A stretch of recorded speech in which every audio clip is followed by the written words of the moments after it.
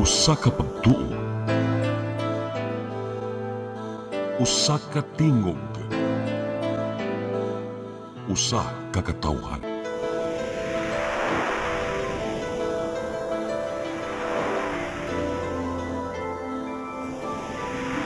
Cebu Catholic Television Network.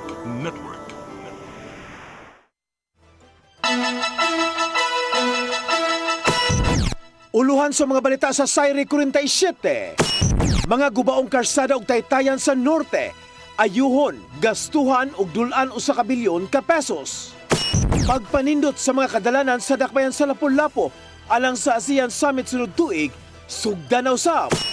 Usa ka gatos ka mga sakyanan nga nag-illegal parking giklamp sa dakbayan sa Mandaue. Usa ka apartment sa poblasyon Cordoba gisuhud og armadong tulisan. Sugbo, Kabisayan ug Mindanao, Pilipinas ug katawhan kutos maabot sa tong Sibya sa tibuok kalibutan mayong hapon. Live kita karon sa CCTN Channel 47 ug kini ang tulumanon nga ngay ninyong masayran. Sa nga ni Attorney Danica Caballes, ako si Dennis Tabar ug kini ang Sayri 47.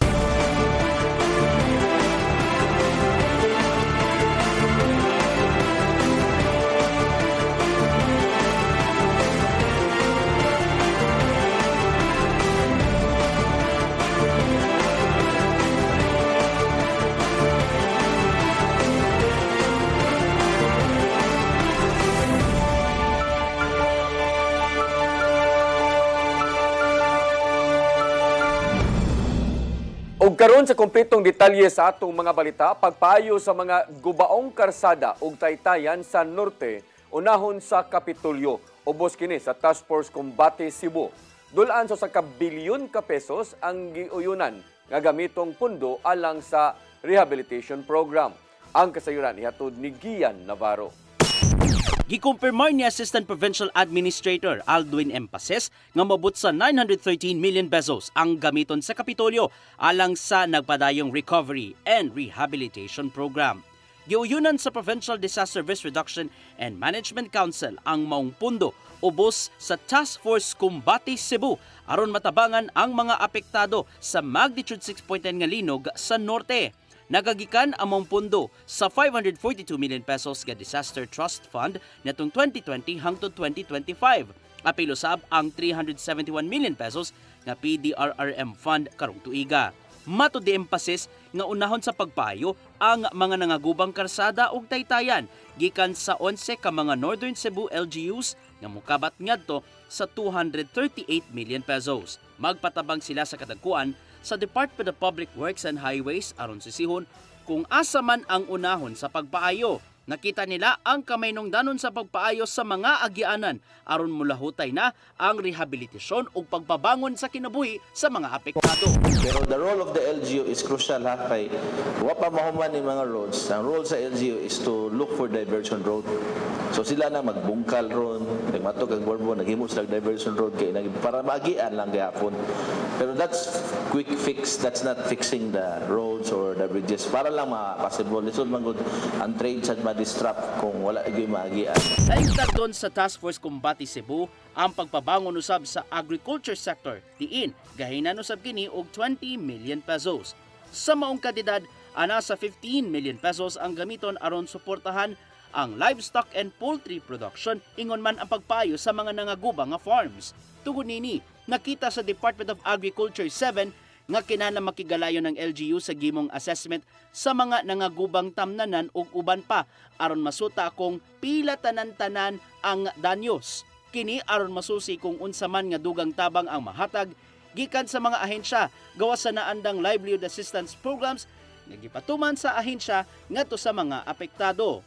Sa ilahang datos, mabot sa 171 million pesos ang gibiling danyos sa sektor sa pag-uma o kahayupan human sa linog. Like for example, ang mga crops wala tayong report.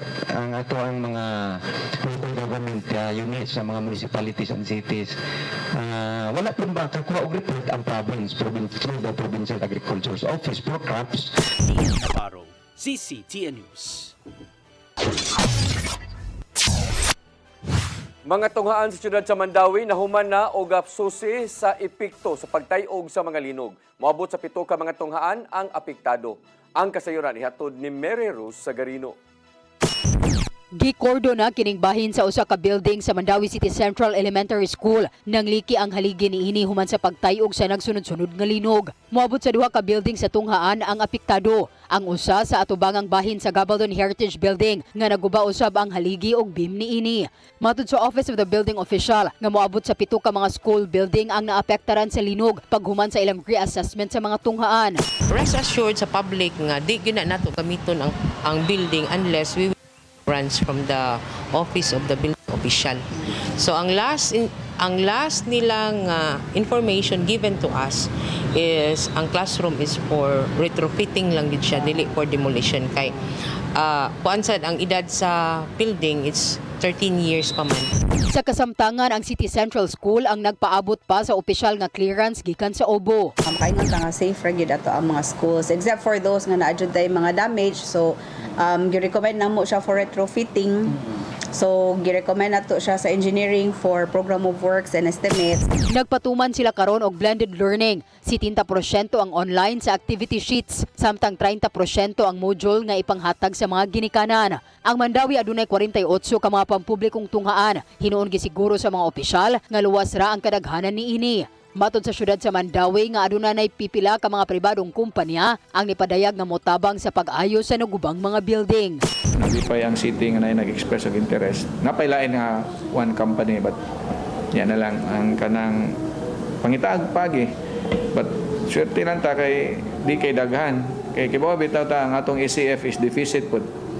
Isud pud papangita og i-funding for the repairs. Ang Mandawi ni suspenso sa face-to-face nga klase og 2 ka semana aron paghatag og higayon sa pamilya pag-recover sa epekto sa linog ingon man makompleto ang inspeksyon sa mga tunghaan.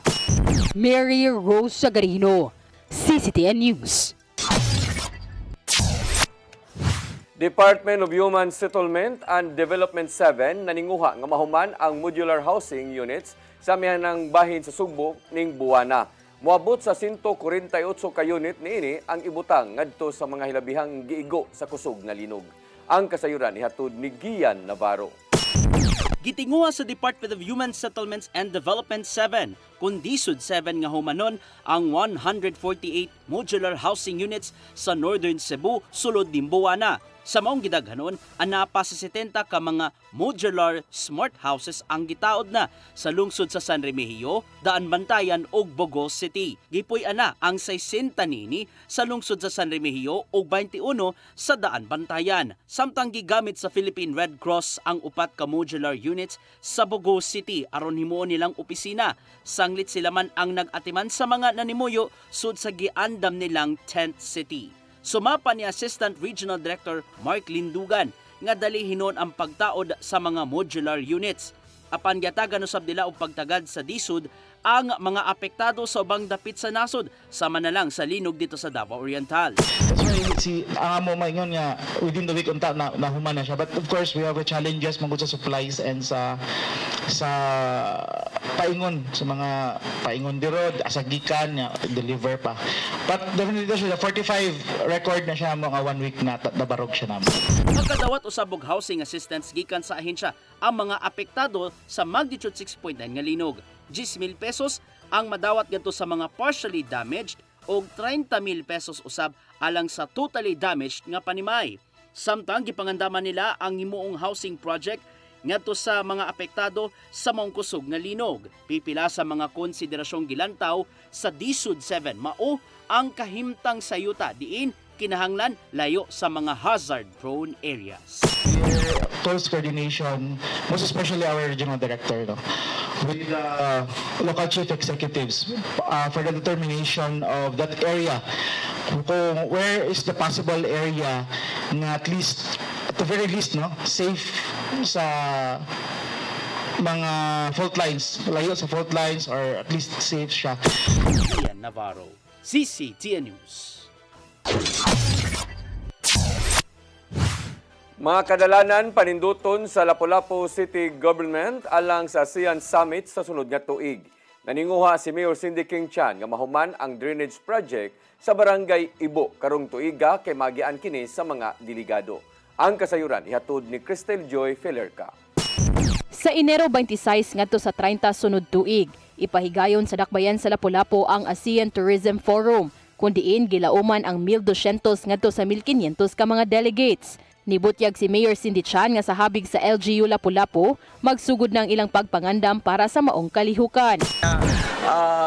Magsugod na niya atong beautification, nagkuantang mga tanom, kay kabawta kinanglan yung tanom atong along the way ba sa route sa kuan. So I know na ang Department of Tourism, ang TIESA, ug ang PPB is also in charge of that. So dapat magka-coordinate pud ni. Samtang tinguha usab niyang mahuman na sa mas daling panahon ang mga nagpadayong roadworks. Hinungdan nga nakigtigom siya kagahapong adlaw sa taga Department of Public Works and Highways kun DPWH 6 District tungod kay gusto siyang mahuman karong tuiga ang gitrabaho nga road widening ug drainage project sa ML Quezon Highway sa Barangay Ibo. Ang mong proyekto may 29.4 million pesos nga budget sa dihang si Mayor Cindy Pamoy kongresista ug karong tuiga lang ang implementasyon niini. Kung diin dugangan og usa ka lane ang maong karsada ug ilisan og bag-o ang kasamtangang drainage line aron matarong ang dagan sa surface water padung sa outfall. Sa gihatag nga impormasyon sa DPWH 6 District, ang maong proyekto gisugdan niadtong Abril 8 ning tuiga ug gilaumang mahuman sa Enero 8 tuig 2026. Para sa traffic ba? Traffic man na kaayo kay naman tong stoplight sa Carmelite sa eskina. Ako nang ikuan ron, commit nila before December mahuman na ang kuan. Ila ko nung ibalik po to ang watuyuan na nabakbak na plant boxes. Sa pagkakutlo ning balita, wa pa makuha og habig si Mayor Chan sa nahimong resulta silang panagtigom kagahapong adlaw. Cristel Joy Felerca, CCTN News. Kanhi Senador Juan Ponce Enrile ug iyang kanhi Chief of Staff nga si Janet Lim na pulis giabsuelto sa Sandigang Bayan karong adlaw. Kini human nga napakyas ang prosekusyon nga pamatud-an ang pagkalabigit nila sa 127 milyones pesos nga pork barrel scandal. Ang kasayuran ihatod ni Gian Navarro. Giabsuelto sa Sandigan Bayan Special 3rd Division karong adlaw silang kanhi Senador Juan Ponce Enrile, iyang Chief of Staff kaniadtong si Gigi Reyes, Janet Lim na pulis, ug lain 15 sa kasong 15 counts of graft. Tungod kini sa giingong wala paggamit og tarong sa pork barrel kon Priority Development Assistance Fund o PDAF ni Enrile na nagkantidad og 172 million pesos. Matod sa giluwatang desisyon sa Anti-Graft Court nga napakyas ang prosekusyon aron pamatud-an unta nga sad-an ang mga hingtungdang opisyal sa pagpangawkaw sa panudlanan pinaagi sa pork barrel. Giluwatan ni Sandigan Bayan Special 3rd Division Chairperson Ronald Moreno ang maong desisyon ug nakita nga walay bisan unsang civil liability silang Enrile, Reyes ug mga kaubanan. Nitambong sa mong pagpahibaw sa desisyon karong adlaw ang kanhi Chief of Staff nga si Reyes og nakahila human makadungog sa acquittal verdict dungan sa iyang tumang pagpasalamat. Samtang misaksi si Enrile gikan sa Tambalanan nga giatiman usab sa doktor, ingon man si Napoles gikan sa Women's Correctional sa Mandaluyong City pinaagi sa video conference platform. Tungod sa maong desisyon, gilibkas na ang tanang hold departure orders nga gipahamtang ngadto kanila. Nagpaalim sa Tambalanan ang 101-year-old nga si Enrile human mipiyansa sa Korte Suprema tungod sa pangidaron og balatian sa panglawas. Samtang gibalhog sa bilangguan ang giilang pork barrel queen nga si Napoles, human siya nakumbikto niadtong 2018 sa kasong plunder tungod sa 517 million pesos PDAF funds nga gi-allocate ngadto kang Senador Bong Revilla. Gawas nun si Reyes nitong 2023 human sa dulang usa ka dekada nga pagkapriso dito sa Taguig City Jail. Gian Navarro, CCTN News. Mosunod, usa ka gatos ka mga sakyanan nga nag-illegal parking giklam sa dakbayan sa Mandaue. Kana og daghan pa mga balita sa pagbalik sa Sayri 47.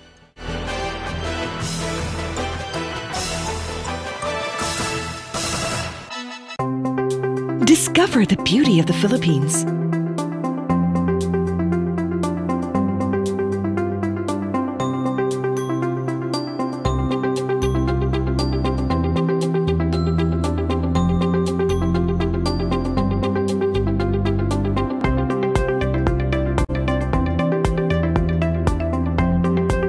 With Philippine Airlines, the country's flag carrier.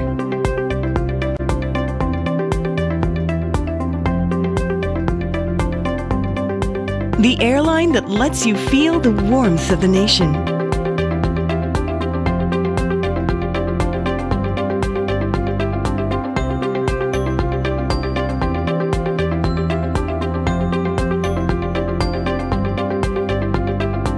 Mabuhay!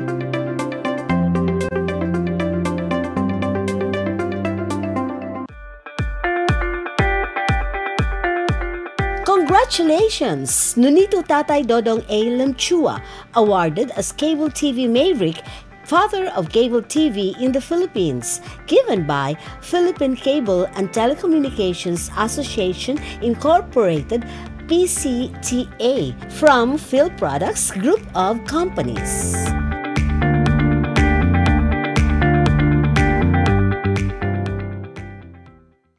PRO7 Action Files. Mga panghitabong naglambikit sa katawan, gihatagan ng aksyon o kasulbaran sa kapulisan. PRO7 Action Files. Base sa talaan sa Police Regional Office 7, nakatapong padayong gisubay at taganong katinawan, pinahagid ng maong tulumanon. PRO7 Action Files. Abang kaninyo sa Police Regional Office 7 o NTV CCTN.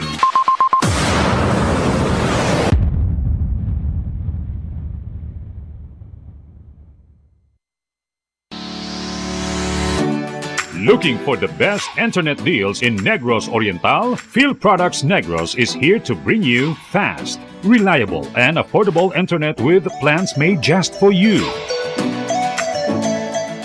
For as low as 899 pesos per month, enjoy speeds of 50 Mbps, perfect for streaming, working, or studying from home. Need more speed? No problem. Get 100 Mbps for just 1,199 pesos.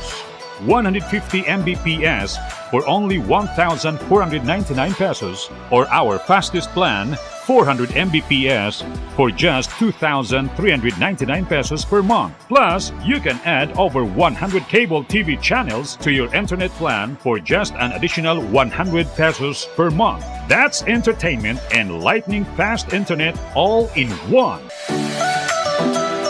Enjoy no installation fees and start today with a 1,000 peso customer deposit. Call us now or visit our website to sign up with the Phil Products Negros.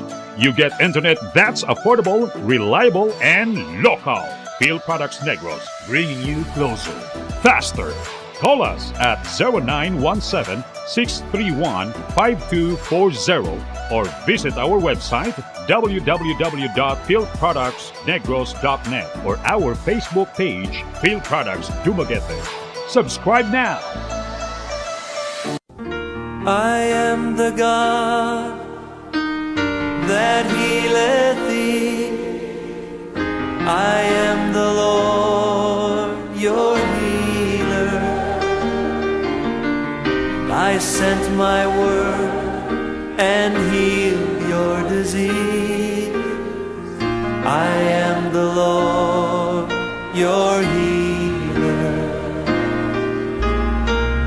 I am the God that healeth thee. I am the Lord. healer. I sent my word and healed your disease. I am the Lord, your healer. I am the God that healeth thee. I am the Lord, your healer. I sent my word and healed your disease. I am the Lord, your healer. I am the God that healeth thee. I am the Lord, your healer.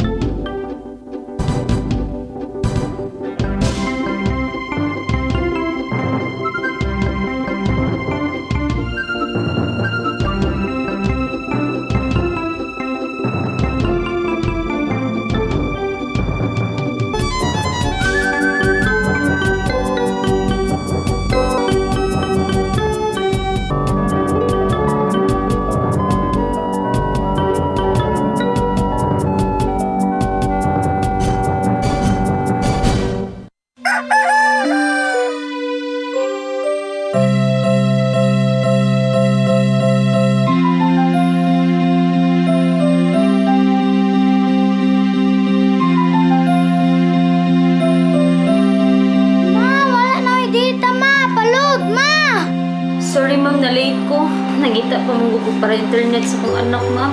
Ay, wala na yung problema. Pag Sinisibu! Sinisibu, Sinisibu. For your internet connection. And for the signal of your cable TV. So fast and straight, the transmission to your home. Sinisibu! Sinisibu, Sinisibu. Offers you to have fiber optics. For your viewing experience, perfect and clear so far. So great and affordable for you to enjoy. Sinisibu. Sinisibu Television Network Incorporated offers fiber to the home broadband internet bundled with fiber to the home cable TV connection. Sinisibu Television Network Incorporated, with its operation in Metro Cebu and the whole province of Cebu soon. And affordable for you to enjoy. Sinisibu!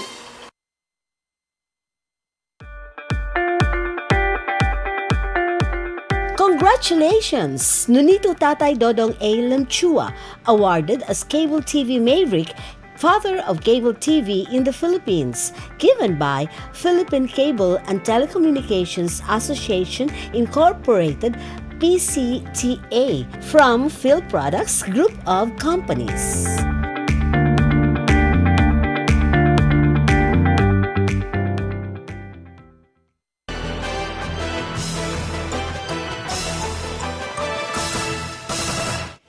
Balik sa atong mga balita, Traffic Enforcement Agency of Mandaue nakaklamp og usa ka gatos ka sakyanan nag-illegal parking.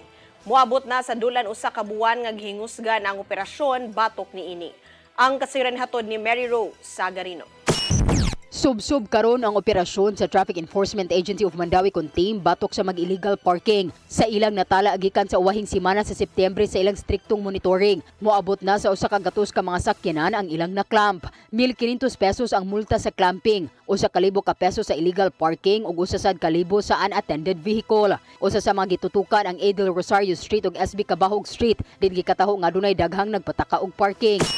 Kuan gid ba nga nasulbad gyud na kuan gyud nawagtang gyud ang mga illegal parking kay ang kuan ra man gid ato no, ang key ra gid ato is consistency ra gid sa kining kuan ba program ba. So mo na ako sa dinang gi kuan. Sa kasamtangan gipalapdan sa team ang ilang operasyon lakip na ang ubang mga kadalanan ug lugar. Laing mga laing mga lugar kay ako yung approach ani is citywide gini siya nga akong i-implement. Karon lang ginahinay lang na ma'am. Lakip sa gihingusgan ang overnight parking. Gipasabot ni Rituya nga kinahanglan nga hawan ang kadalanan. Masiguro nga makaresponde gilayon ang mga opisyal kung adunay emerhensya ug hawan nga maagian sa mga tawo ug sakyanan ang kadalanan. Mary Rose Sagarino, CCTN News.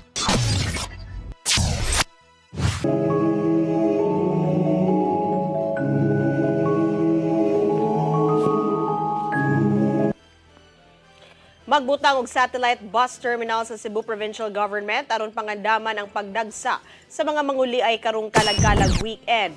Mato de Bus Terminal Administrator Ahmed Quizon nga ipahimutang kini duol sa Cebu North ug South Bus Terminal karong Oktubre 30 hangtod 31. Kini aron kalikayan ang pagdasok sa mga manguliay sa tagsa-tagsa ka mga lungsod karong ting bakasyon.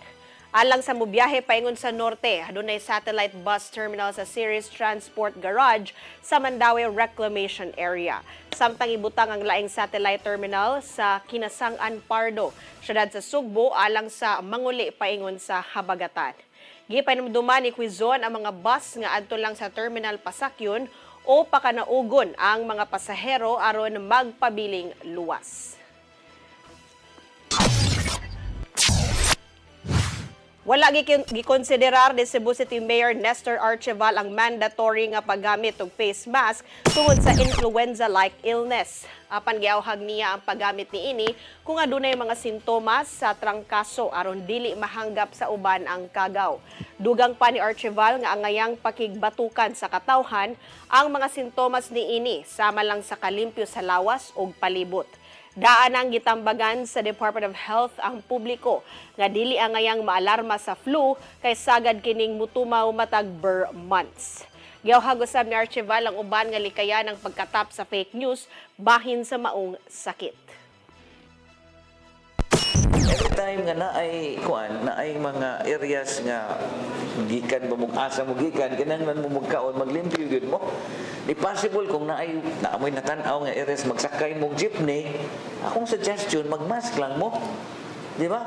Especially kanang naa sa areas nga adto mo sa mga areas nga public spaces nga medyo abog, ugaw. Gibasura sa International Criminal Court ang petisyon sa kampo ni kanhi Presidente Rodrigo Duterte aron questionon ang jurisdiction sa korte.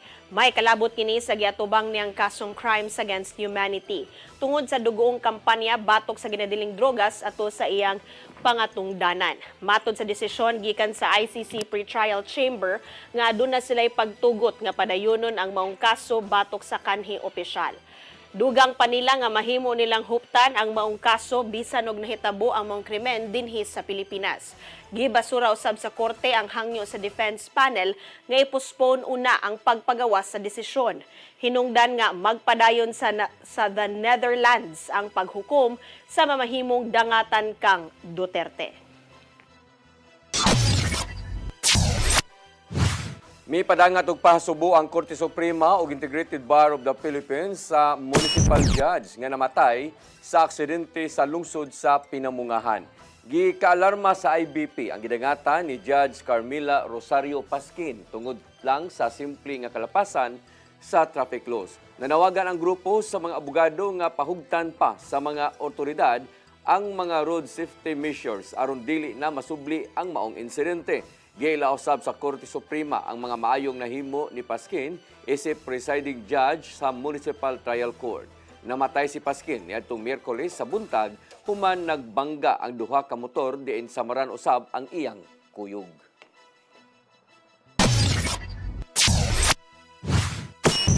Mosunod, usa ka apartment sa poblasyon Cordova gisud og armadong tulisan kana og daghan pa mga balita sa pagbalik sa Sayre 47.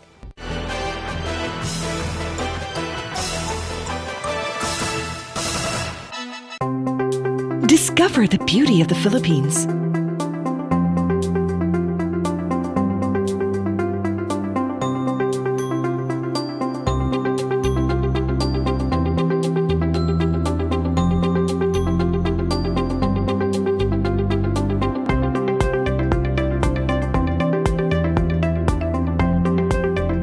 Philippine Airlines, the country's flag carrier.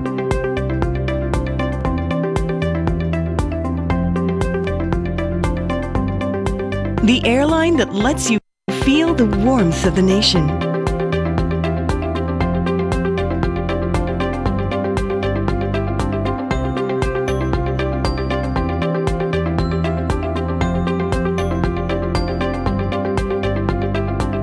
Mabuhay!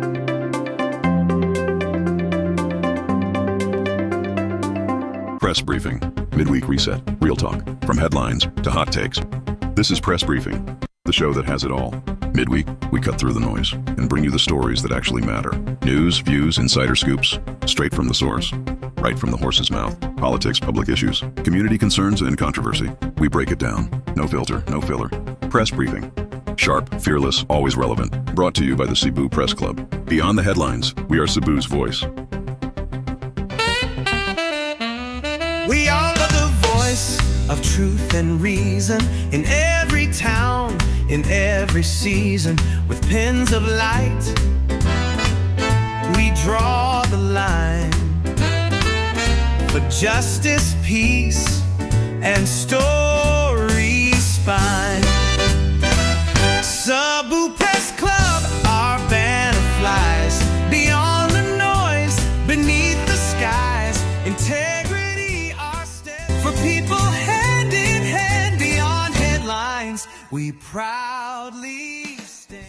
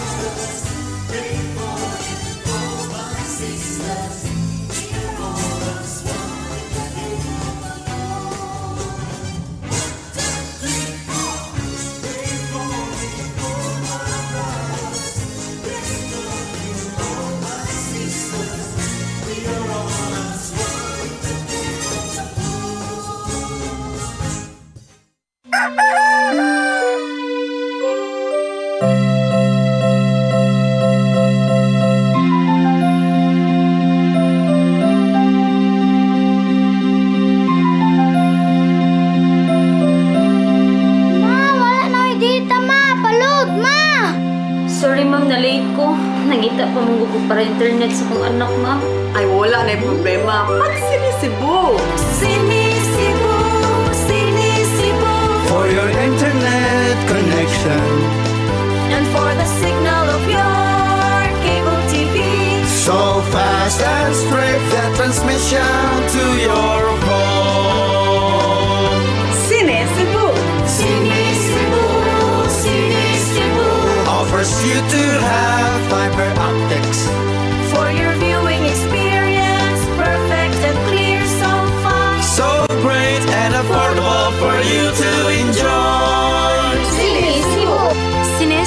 Television Network Incorporated offers fiber to the home broadband internet. Bundled with fiber to the home cable TV connection.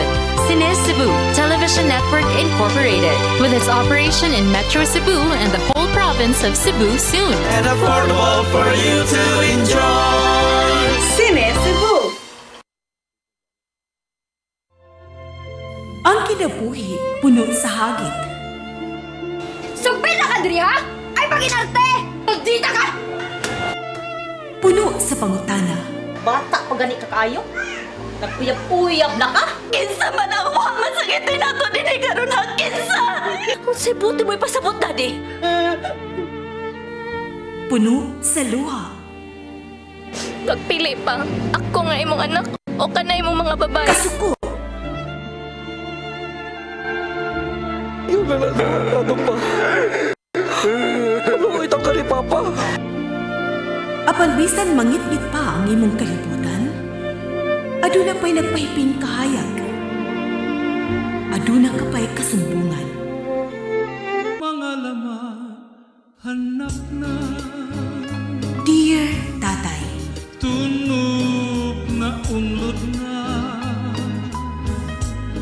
Nganong handong na.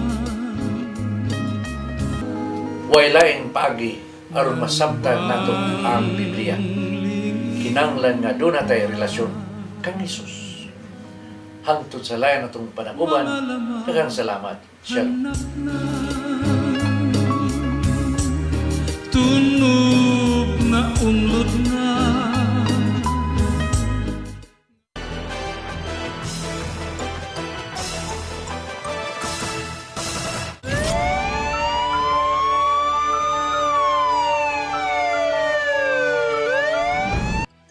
Balik sa ato mga balita, apartment sa Barangay Poblasyon, lungsod sa Cordoba, gisud sa armadong tulisan kagahapon sa buntag. Aduna nay gisubay nga duha ka person of interest ang Cordoba Police Station. Ang kasayuran ihatod ni Cristel Joy Felerca. Kini ang CCTV footage sa dihang nisulod ang usa ka armadong lalaki sa second floor sa usa ka apartment sa Barangay Poblasyon, lungsod sa Cordoba, pasado alas 6 sa buntag kagahapong adlaw. Kung diin makita nga gitiunan og armas sa mong lalaki ang nag-abang sa mong apartment nga si Marites Abiliana. Matod ni Abiliana nga sa mong higayuna gikan siya sa CR sa iyang kwarto. Apan sa wa pa siya nisulod sa CR, gikan na siyang nag-abli sa pultahan sa ilang balcony tungod kay naanda na niya nga ablihan kini matag buntag kay magduwa ang iyang mga binuhing iro. Sa iyang pag-abli, aduna siya nakit ang lalaki sa gawas sa ilang apartment ug nangutana kung sila ba ang nitawag aron magpahatod og tubig. Daan nang nagduda si Abiliana sa mong lalaki tungod kay wa kini dala nga multicab. Hinungdan nga wa kini niya panumbalinga og nisulod siya pagbalik sa iyang kwarto. Apan sa iyang paggawas, diha na ang suspect gawas sa iyang kwarto og gitutukan na siya og armas. Tutukan ko kay anak ko na duha ka kamot ka ana. Iduot pa gid siya dire. Dili siya kwarta ko tayo. Dali. Abi na kwarta. Apan ni anang higayuna, suma pa ni Abiliana nga way sulod nga kwarta ang iyang pitaka tungod kay pulos mga cards, maong ang iyang jewelry box mo inhawnaw na niya og kuha ug gipasunod ang suspect paingon sa balcony aron nga kini mo gawas. Tikang na niya duha diyan na nako kitagak ambak rin siya. Niya kay nabungkag man ang alas na ko ng pitaka. Nagnuna siya, ay unahon, pitaka ba o galas. Dito siya nag-focus alahas. Sigun pa ni Abiliana nga sa iyang nabutyag sa mga otoridad, nagkantidad lang og 5,000 pesos ang mga alahas nga nakuha, apan suma pa niyang lakip di ay sa nakuha ang iyang duha ka kwintas og wedding ring. Apan dako na lang iyang pasalamat nga wa na siya hilabti taliwa sa mga pagpanghulga ug wa na mangabli sa pikas kwarto kung asa natug ang iyang anak ug mga apo. Usa sa iyang gidudahan mao ang mag-deliver og tubig kanila tungod kay way laing makasulod sa ilang giabangan nga apartment. Samtang sumapa ni Police Major John Sanchez, ang acting chief of police sa Cordova Police Station, nga sa kasamtangan aduna na sila gisubay nga duha ka persons of interest. Ang usa ma'am is initially taga Cordova, ang usa kay nasa Tagalain nga kuan nga tupad ra pud. Cristel Joy Felerca, CCTN News. Nasikop sa buy-bust operation ang usa ka gun runner sa Tagbilaran, Bohol niadtong Martes sa gabi sa Dangoy Street, Purok City, Barangay Buol sa maong Dakbayan. Nasakmit gikan ni Miguel Vinos, 51 anyos, taga Kuasi Taytay, Luon, Bohol. Ang usa ka kalibre 38 nga revolver nga dunay bala sa chamber. Usa ka sling bag ug cellphone lakip na ang 3,500 nga buy-bust money. Nakadawat ang kapulisan sa Tagbilaran og impormasyon nga dunay lalaki nga namaligyag paltik nga armas hinungdan nga nahitabo ang transaksyon.